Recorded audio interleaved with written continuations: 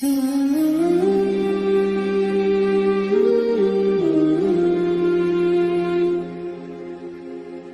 اللہ الرحمن الرحیم نحمده ونصلي ونسلم على رسوله الكريم اما بعد فاعوذ باللہ من الشیطان الرجیم بسم اللہ الرحمن الرحیم قل ان ربی یبسط الرزق لمن یشاء من عباده ویقدر له وما انفقتم من شیء فهو یخلفه وهو خیر الرازقین صدق اللہ مولانا العظیم۔ محترم ناظرین، آپ دیکھ رہے ہیں نور اسلام چینل۔ آج کا میرا موضوع ہے رزق میں برکت کیسے آئے گی۔ یہ موضوع ہے اور انشاءاللہ بالعزیز کوشش ہوگی مختصراً وقت میں آپ کے سامنے اس اہم موضوع کو بیان کیا جائے۔ رزق ہرگز اس کا مطلب دولت نہیں ہوتا، پیسے نہیں ہوتے۔ رزق جب ہم اللہ تعالیٰ سے مانگتے ہیں کہ اللہ ہمیں رزق عطا فرما، تو اس کا مطلب یہ ہوتا ہے کہ اللہ اگر مال ہے تو وہ بھی کثرت سے اور کفایت والا عطا فرما، اولاد ہے تو اولاد فرما بردار عطا فرما، صحت ہے تو اللہ تعالیٰ کامل ہمیں صحت عطا فرمائے۔ رزق کا مفہوم وسیع ہے، ہرگز اس کا مطلب دولت نہیں ہے۔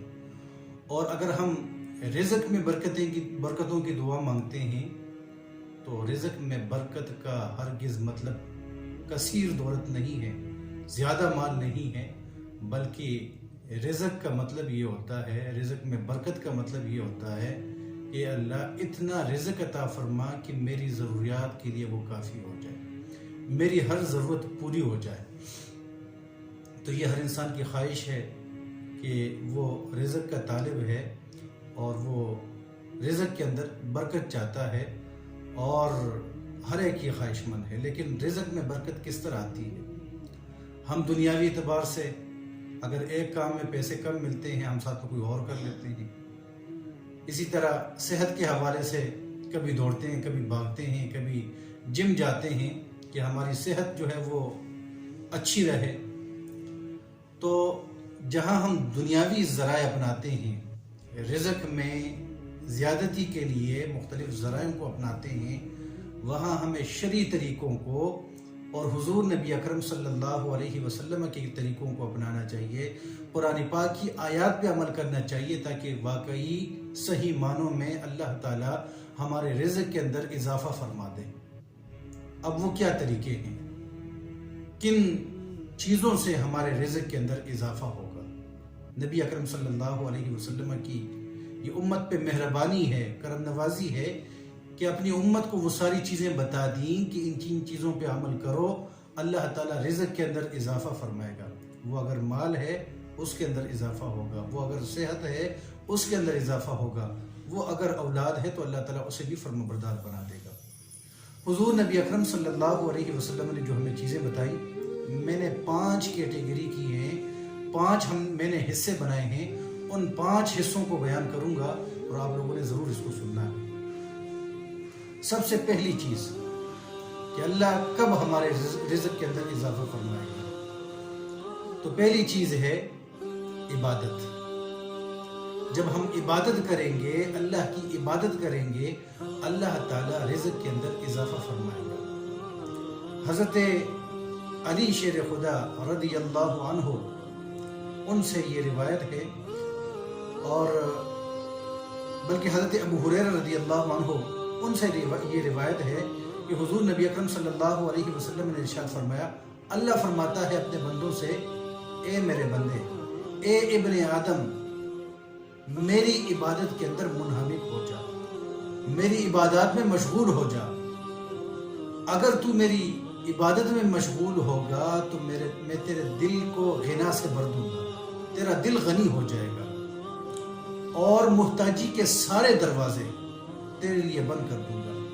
عبادت کرو گے تو اللہ تعالیٰ دل کو غنا عطا فرما دے گا، دل غنی ہو جائے گا۔ اصل غنا دل کی غنا ہوتی ہے۔ تو اللہ فرماتا ہے کہ اگر میری عبادت میں مشغول رہو گے تو دل کو غنا عطا فرما دوں گا۔ دوسری چیز اللہ فرماتا ہے محتاجی کے سارے دروازے بند کر دوں گا۔ وہ اگر مال نہیں آتا، محتاجی ہے، کیوں نہیں آتا؟ اللہ تعالیٰ اس دروازے کو بند کر دے گا. صحت نہیں ملتی، اللہ تعالیٰ بیماریوں کے دروازے بند کر دے گا. تو اللہ نے فرمایا کہ عبادت کرو، دل غنی ہو جائے گا اور محتاجی کے دروازے بند ہو جائیں گے. اور اگر اللہ فرماتے ایسا نہیں کرو گے، آج ہم سارے اسی میں مبتلا ہیں. اللہ فرمایا اگر ایسا نہیں کرو گے، میری عبادت میں مشغول نہیں ہوگے، تو تمہارے ہاتھوں کو، تمہارے سارے جسم کو مشغول کر دوں گا اور محتاجی کا دروازہ بھی بند نہیں ہوگا. اس لیے ہم دن و رات محنت کرتے ہیں، ہمیں سکون نہیں ملتا. نہ رزق کے اندر اضافہ ہوتا ہے، نہ صحت میں اضافہ ہوتا ہے، نہ سکون میں اضافہ ہوتا ہے، نہ اولاد فرمانبردار ہوتی ہے، نہ گھروں میں سکون ہے. تو اللہ نے فرمایا اگر میری عبادت میں مشغول نہیں ہوں گے تو پھر محتاجی کے سارے دروازے کھلے ہوں گے اور تمہیں مشغول کر دوں گا. اور قرآن پاک کی آیت سورہ طٰہٰ کی آیت مجھے یاد آ رہی ہے. اللہ نے فرمایا من اعرض عن ذکری فإن له معیشۃ ضنکا ونحشرہ یوم القیامۃ اعمی. جو میری ذات سے، میرے ذکر سے، میری عبادت سے جس نے منہ موڑ لیا، تو اللہ فرماتا ہے کہ میں اس کی زندگی تنگ کر دوں گا اور بروز قیامت اسے اندھا کر کے اٹھاؤں گا. تو آج جو ہماری زندگی تنگ ہے، آج مہنگائی کا جو غلبہ ہے، سیلاب ہے، آسمان کو چھونے والی یہ مہنگائی، اور جس سے ہم سارے پریشان، اس کی اہم وجہ یہ ہے ہماری زندگیوں سے نماز نکل چکی ہے، اللہ کی عبادات نکل چکے ہیں. نماز پنجگانہ اس کا ہم اہتمام نہیں کرتے، حالانکہ یہی نماز پنجگانہ ہے جس کے ذریعے اللہ تعالیٰ ہمیں 5 شانیں عطا فرماتا ہے. جو شخص جس نے نماز پنجگانہ، فجر، ظہر، عصر، مغرب و عشاء کی حفاظت کی، اللہ تعالیٰ اسے 5 کرامتیں عطا فرماتا ہے، 5 عزتیں اللہ تعالیٰ اسے عطا فرماتا ہے. پہلی چیز، اللہ تعالیٰ رزق کی تنگی اسے دور فرما لیتا ہے، اس کے رزق میں تنگی نہیں ہوتی، وسعت ہوتی ہے نماز پنجگانہ کی برکت سے. دوسری چیز، اللہ تعالیٰ عذاب قبر سے اس کو حفاظت عطا فرما دیتا ہے. جب یہ بندہ مرے گا، قبر میں جائے گا، تو عذاب قبر سے محفوظ رہے گا. تیسری چیز، بروز قیامت اللہ تعالیٰ جب بندوں کو نامہ اعمال عطا فرمائے گا، تو جس شخص نے نماز پنجگانہ کی پاسداری کی ہو، حفاظت کی ہو، خیال رکھا ہو، اللہ تعالیٰ اس کو دائیں ہاتھ میں نامہ اعمال عطا فرمائے گا. پل صراط مشکل ترین راستہ، احادیث میں جس کے متعلق ہے کہ بال سے زیادہ باریک، تلوار سے زیادہ تیز کوئی گزر نہیں پائے گا. اللہ تعالیٰ بآسانی نماز پنجگانہ پڑھنے والے کو بحفاظت پار فرما دے گا، اور بڑی تیزی کے ساتھ، سرعت کے ساتھ. اور 5ویں عزت و کرامت کہ اللہ تعالیٰ بغیر حساب و کتاب کے اسے جنت کے اندر داخل فرما دے گا. کتنی بڑی بات ہے. نماز کی حفاظت ہو، بالخصوص نماز پنجگانہ کی حفاظت ہو، اللہ تعالیٰ رزق کے اندر اضافہ فرما دیتا ہے. ساتھ میں قرآن پاک کی تلاوت اگر ہو، حضور نبی اکرم صلی اللہ علیہ وسلم کی حدیث ہے، اور اس پہ عمل کریں، یہ عمل کرنے والی چیز ہے. حضرت عبداللہ ابن مسعود رضی اللہ عنہ سے یہ روایت جو ہے نقل کی ہے، فرماتے ہیں کہ قال رسول اللہ صلی اللہ علیہ وسلم من قرأ سورة الواقعة في كل ليلة لم تصبه فاقة ابدا. حضرت عبداللہ ابن مسعود فرماتے ہیں کہ اللہ کے رسول صلی اللہ علیہ وسلم نے ارشاد فرمایا، جس نے ہر رات سورہ واقعہ کی تلاوت کی، اللہ تعالیٰ فقر و فاقے سے اس کو محفوظ فرما لے گا، اس تک فقر و فاقہ نہیں پہنچے گا. غربت، افلاس، تنگی رزق اس کے گھر میں کبھی بھی داخل نہیں ہوگا جس گھر میں سورہ واقعہ کی تلاوت ہر رات ہوتی ہے. اس لیے حضرت عبداللہ بن مسعود اپنی بچیوں کو روزانہ حکم دیا کرتے تھے، ہر روز رات کو وہ ان کے گھر میں سورہ واقعہ کی تلاوت ہوتی تھی. اس چیز پہ عمل کریں، رزق کی تنگی ختم ہو جائے گی. 2 چیزیں بتا دی، نماز کی اور قرآن پاک کی تلاوت، اس کا اہتمام ہو. تیسری چیز، یہ سارے میں قرآن پاک سے آپ کو بتا رہا ہوں، استغفار کی کثرت کی جائے. حضرت نوح علیہ السلام، ان کا ذکر موجود ہے سورہ نوح کے اندر کہ انہوں نے اپنی قوم سے کہا فَقُلْتُ اسْتَغْفِرُوا رَبَّكُمْ إِنَّهُ كَانَ غَفَّارًا يُرْسِلِ السَّمَاءَ عَلَيْكُمْ مِدْرَارًا وَيُمْدِدُكُمْ بِأَمْوَالٍ وَبَنِينَ وَيَجْعَلْ لَكُمْ جَنَّاتٍ وَيَجْعَلْ لَكُمْ أَنْهَارًا۔ حضرت نوح علیہ السلام کہتے ہیں میں نے اپنی قوم سے کہا استغفار کرو، جب استغفار کرو گے اللہ تعالیٰ رحمت کی بارشیں نازل فرمائے گا، اللہ تعالیٰ مال اور اولاد کے ذریعے تمہاری مدد فرمائے گا، اگر بے اولاد ہو اللہ اولاد عطا فرمائے گا، اگر صاحبان اولاد ہو اللہ تعالیٰ اولاد کو فرمانبردار بنا دے گا، اگر بے روزگار ہو مال نہیں ہے اللہ تعالیٰ استغفار کی برکت سے مال عطا فرمائے گا، اور اسی طرح اللہ تعالیٰ تمہارے لیے باغات پیدا فرما دے گا، تمہارے لیے نہروں کو جاری فرما دے گا۔ تو استغفار اس کی کثرت کی جائے، استغفار کی کثرت سے اللہ تعالیٰ رزق کے اندر اضافہ فرماتا ہے۔ 3 چیزیں ہو گئی، اللہ کی عبادت ہے، قرآن پاک کی تلاوت ہے، استغفار ہے۔ 4تھی چیز وہ ہے اللہ کی خشیت، اور اس کے ساتھ میں ایڈ کر لوں اللہ پر توکل، اللہ پہ بھروسہ، اللہ کا ڈر دلوں کے اندر پیدا کر لیں اور خیال رکھیں۔ کیا معنی ہوگا اس تقوی کا، خشیت کا؟ کہ اللہ نے جتنے احکامات ہم پہ لازم کیے ہیں کہیں وہ قضا نہ ہو جائے، اس کے قضا ہونے سے، اس کے ضائع ہونے سے ڈرنا چاہیے، اور جن جن چیزوں سے ہمیں منع فرمایا ہے وہ کہیں ہم کر نہ گزرے، اللہ ناراض ہو جائے گا۔ یہ خشیت ہو دل میں، اس کو تقوی کہتے ہیں۔ اور اللہ پہ بھروسہ کہ بس اللہ ہی ہماری مشکلات کو دور فرمائے گا۔ جب تقوی اور توکل علی اللہ ہو اللہ تعالیٰ اس خصلت کی برکت سے رزق کے اندر اضافہ فرمائے گا۔ 28واں پارہ سورۃ الطلاق ہے، اللہ تعالیٰ نے دونوں مضامین کو بیان فرمایا، وَمَن يَتَّقِ اللَّهَ يَجْعَلْ لَهُ مَخْرَجًا وَيَرْزُقْهُ مِنْ حَيْثُ لَا يَحْتَسِبُ وَمَن يَتَوَكَّلْ عَلَى اللَّهِ فَهُوَ حَسْبُهُ۔ جو اللہ سے ڈرا، جس کے دل میں اللہ کی خشیت آ گئی، اللہ تعالیٰ اس کے لیے راستے نکال دے گا، اس کو وہاں سے رزق دے گا جہاں سے اس کو گمان بھی نہیں ہوگا، اور جو اللہ پہ توکل کرے اللہ اس کے لیے کافی ہو جاتا ہے۔ ساتھ میں اگلی چیز کہ رزق کا اضافہ کس چیز سے ہوگا؟ وہ راہ خدا میں خرچ کرنے سے ہوگا، کہ اللہ کی راہ میں خرچ کریں، جو دیا ہے جتنا دیا ہے اس سے کچھ حصہ اللہ کی راہ میں خرچ کریں۔ جب اللہ کی راہ میں خرچ کریں گے اللہ تعالیٰ خوش ہو کر کے مزید اضافہ فرمائے گا۔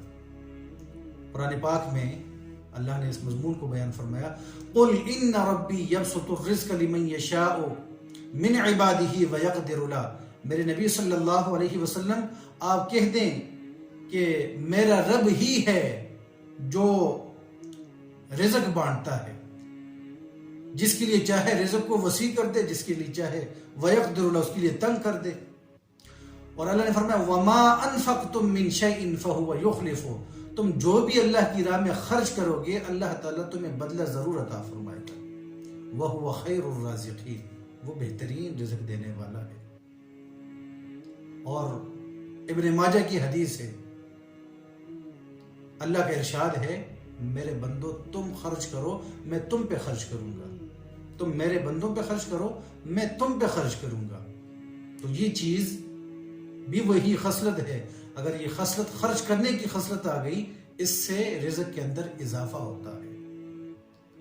اور ایک اہم چیز کہ جس کی طرف کسی کی توجہ نہیں، اور آج کل ہم سارے اس بیماری کے اندر مبتلا ہیں کہ یہ رزق میں کمی کیوں آتی ہے، بے برکتی کیوں آتی ہے۔ ان ساری چیزوں پہ عمل نہ کرنے کی وجہ سے بے برکتی آتی ہے۔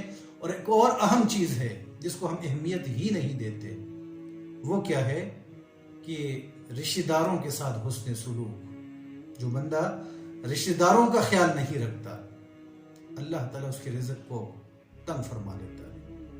حضرت علی شیر خدا رضی اللہ عنہ آپ سے یہ روایت ہے، فرماتے ہیں کہ اللہ کے رسول صلی اللہ علیہ وسلم نے ارشاد فرمایا، اس حدیث کو دل کی تختیوں پہ لکھ لیں، حضور نے فرمایا جو شخص لمبی زندگی جینا چاہتا ہو، جو چاہتا ہو میرے عمر کے اندر اضافہ ہو، اور جو چاہتا ہو کہ میرا رزق وسیع ہو، کبھی محتاجی نہ آئے، اور جو چاہتا ہو کہ اسے بری موت نہ آئے. 3 باتیں. جو چاہتا ہو عمر میں اضافہ، لمبی زندگی جو جینا چاہتا ہو، وسیع رزق جو چاہتا ہو، بری موت سے جو بچنا چاہتا ہو، اسے چاہیے کہ اللہ سے ڈرے اور اپنے رشتہ داروں کے ساتھ حسن سلوک کرے. آج ہم رشتہ داروں کو ناراض کرنا اعزاز سمجھتے ہیں. ہر خاندان میں یہی جھگڑے. رشتہ داروں کو ناراض نہ کریں، اس سے عمر میں کمی ہوتی ہے اور رزق کے دروازے بند ہو جاتے ہیں. تو رشتہ داروں کے ساتھ حسن سلوک کریں. اس کی برکت یہ ہوگی کہ عمر میں بھی اضافہ ہوگا، رزق میں بھی اضافہ ہوگا اور اللہ تعالیٰ بری موت سے حفاظت فرمائے گا. یہ چند چیزیں تھیں جو میں نے آپ کے سامنے رکھی کہ رزق کیسے وسیع ہوگا اللہ کی عبادت سے. رزق کیسے وسیع ہوگا نماز پنجگانہ کے اہتمام سے. رزق کے اندر برکت کس طرح آئے گی؟ قرآن پاک کی تلاوت بالخصوص سورہ واقعہ ہر رات میں پڑھی جائے. رزق میں برکت کس طرح آئے گی؟ استغفار سے. رزق میں برکت کس طرح آئے گی؟ تقوی اور توکل علی اللہ سے. رزق میں برکت کس طرح آئے گی؟ اللہ کی راہ میں خرچ کرنے سے. رزق میں برکت کس طرح آئے گی؟ اپنے رشتہ داروں کے ساتھ، والدین کے ساتھ، بہن بھائیوں کے ساتھ، چچاؤں کے ساتھ اور موموں کے ساتھ، سارے خاندان والوں کے ساتھ حسن سلوک رکھا جائے. ان کے ساتھ بدسلوکی نہ کی جائے، ان کا احترام کیا جائے، ان کی عزت و تکریم کی جائے، ان کو بوجھ نہ سمجھا جائے. اس سے رزق میں اضافہ ہوتا ہے. ہم سارے کوشش کریں گے انشاءاللہ العزیز، ان چیزوں پہ عمل کریں گے اور اللہ تعالیٰ ہمارے کاموں کے اندر آسانی پیدا فرمائے گا، رزق کے اندر برکتیں عطا فرمائے گا. دعا کرتے ہیں اللہ تعالیٰ مجھ سمیت ہم ساروں کو عمل کی توفیق عطا فرمائے. اگر آپ کو یہ بیانات پسند آتے ہیں تو لازماً اس چینل کو سبسکرائب کریں اور اپنے دوستوں کے ساتھ ضرور شیئر کریں. واخر دعوانا